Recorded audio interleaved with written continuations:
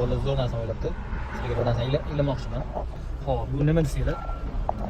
Misol uchun masjidda oldida jumadan chiqqaningda yoki o'zim namozdan chiqqanda ba'zi holatda masjidda oldida misol uchun bir xil yoshi katta ayollar, muhtoj ayollar yo salfetka, yo qaypoq, yoki shunaqa so'p yoki tarvuz, yo mushkambar har xil narsa sotayotgan bo'ladi. Ya'ni muhtojlikdan bo'lmasligi ham mumkin, o'z tijoratdan bo'lishi mumkin, yaxshi niyat qilamiz.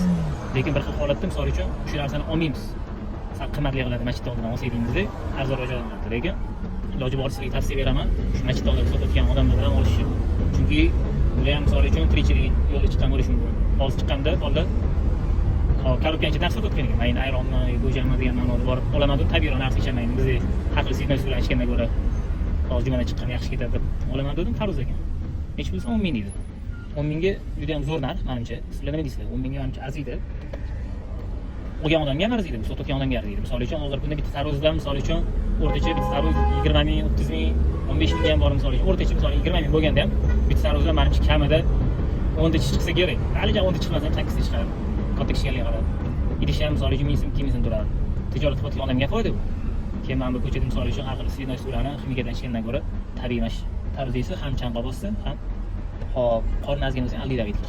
Sizlarga tavsiya beraman, shunaqa tabiiy narsalarni yeyish. Gulgasi ham bor ekan. Mana qop qo'ygan ham bor. Yegandan keyin danigan xolasida qilib qo'ygan bo'lsa bo'ladi. Danigan yesa ham foydali menimcha. Yaxshiligiga ulashib qo'ymoqchi edim sizlarga. Shu masjid oldida sotayotgan odamlardan olishni.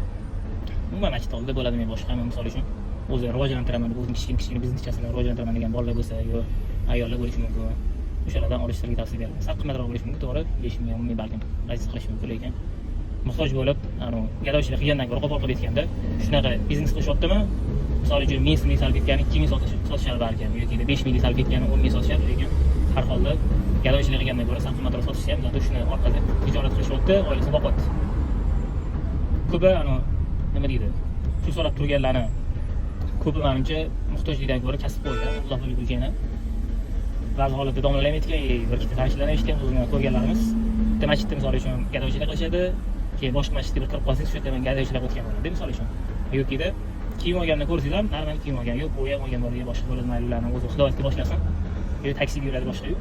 O'shanga oddiy gadochilik qilgandan ko'ra shunaqa tijorat qilayotganlarni sizlarga tavsiya beraman, qo'llab-quvvatlashinglarni.